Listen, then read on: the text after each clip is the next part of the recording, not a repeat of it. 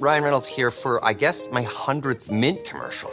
No, don't. I mean, honestly, when I started this, I thought I only have to do like 4 of these. I mean, it's unlimited premium wireless for $15 a month. How are there still people paying 2 or 3 times that much? I'm sorry, I shouldn't be victim blaming here. Give it a try at mintmobile.com/switch. Whenever you're ready.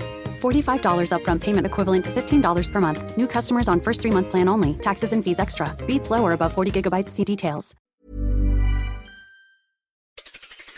On today's Smart 7, Labour cracks down on immigration, Putin threatens strike on Kyiv and much more. It's Friday 29th of November, it's Buy Nothing Day, and happy birthday, Don Cheadle.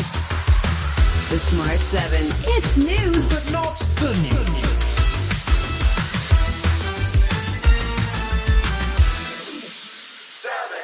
The much-anticipated migration numbers were finally released on Thursday by the Office of National Statistics. They released numbers which cover July 2023 to June 2024, but they also revised upwards the numbers from the previous year. That means that the net migration number up to June 2023 rose to over 900,000 under a Tory government who promised to take back control of Britain's borders. Prime Minister Keir Starmer was quick to point that out and that numbers have fallen since. What people want from politics is not unreasonable.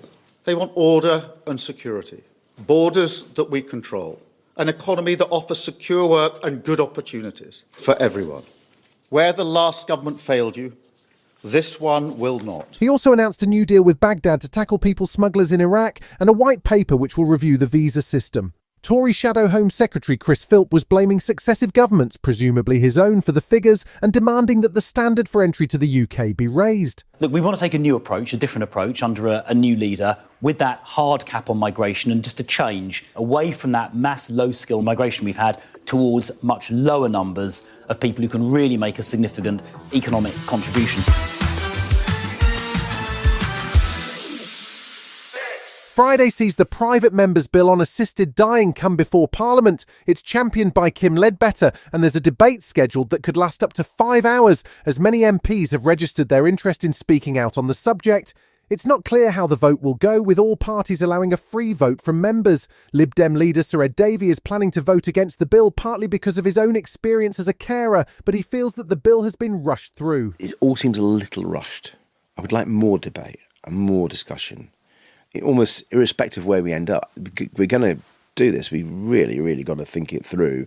And people who are voting on it have got to feel that they've had all the information, impact assessment, whatever it may be. Labour Home Office Minister Seema Malhotra is also planning to vote against the bill, but she says the vote should be made on the evidence and the briefings provided. People have their faith, but I think what is important is that when we're making decisions as members of Parliament, we're making them on a secular basis, because that's the way our Parliament is designed in terms of making decisions based on the evidence and arguing the case in Parliament.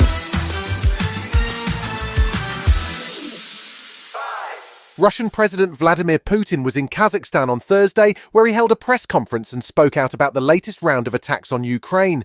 The last week has seen wave after wave of aerial attacks on Ukraine's power plants, leaving over 1 million people without power and the use of an experimental ballistic missile. Putin threatened that he would use the new Oreshnik missiles, which he claims can't be shot down by air defences, to directly attack Kyiv. The Ukrainian side described the threat as fiction. Putin also had compliments for incoming US President Trump, praising him as intelligent at the same time as he criticised the Biden administration for supplying long-range weapons to President Zelensky. These strikes took place in response to the incessant strikes on Russian territory by American missiles. ATACMS, as has been said many times, there will always be a response from our side.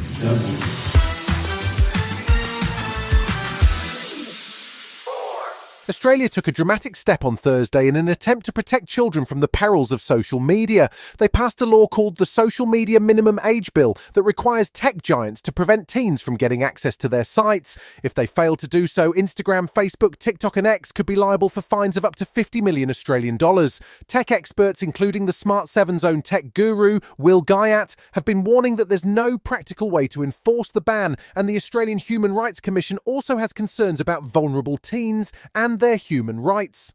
Australian Prime Minister Anthony Albanese says it's an important point of principle. I want young Australians to grow up happy, active and safe, off their phones and onto the footy and cricket field, or indeed just engaging with each other on a face-to-face basis. Still to come on today's Smart 7, relief for Ruben Amorim and James Acaster wants a word with Robert Downey Jr. right after this.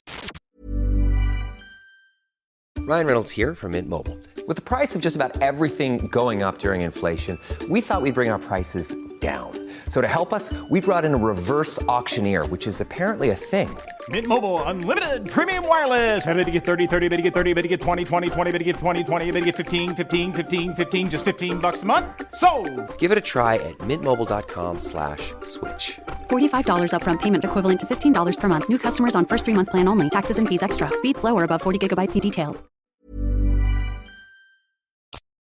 Welcome back. Thursday night is Europa League night, and of course Europa Conference League night with Spurs, Rangers, Chelsea and Hearts all in action. Spurs were at home to Roma, Chelsea travelled to play Heidenheim in Germany, while Man United under new manager Ruben Amorim faced Norway's finest Bodo Glimt. Chelsea picked up a 2-0 win on the road and Rangers won 4-1 in Nice. Spurs were surprised by Claudio Ranieri's Roma, who popped up with a late equaliser to see the game finish 2-2. Manchester United struggled against their Norwegian opponents, but the game finished 3-2. And new manager Ruben Amorim got his first win. He sounded like a lot of United fans after the game. I get anxious because I don't know what will happen. You know, because you don't control nothing at the moment. We are trying to see different things. Of course, we have an idea for each game, but I don't know the players and we don't work a lot together. James Acaster just seems like a likeable chap. He's funny, he hosts podcasts, he's written a book, and now he's returning to comedy with a new HBO special. It's called Heckler's Welcome, and in a twist on the usual rules of comedy clubs, he actually encourages the audience to get involved. He says he created the show as a form of immersion therapy to get him back on stage after a pandemic hiatus. He popped up with Seth Meyers to chat about the special and explain his beef with Marvel. There's too many series, Seth. I can't keep up with it. I'm not watching the films and trying to ask my friend every 5 seconds, who's that one? Backstage, he won't shut up about the multiverse. Seth, no one cares. It's a desperate move on their part. We think it's pitiful. And my government sent me here to tell you that. Oh, boy. There's a new movie on the way called Inheritance, although that in itself may not be enough information to help you find it.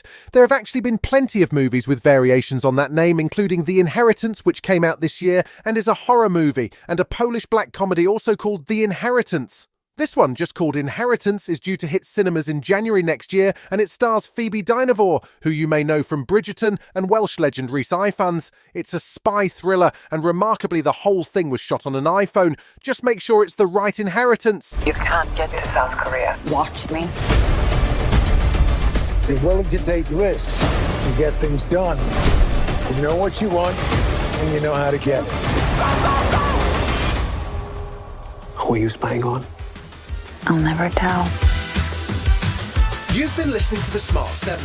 We'll be back tomorrow at 7 a.m. Hit that follow button and have a great day. Give us 7 minutes and we'll give you the world.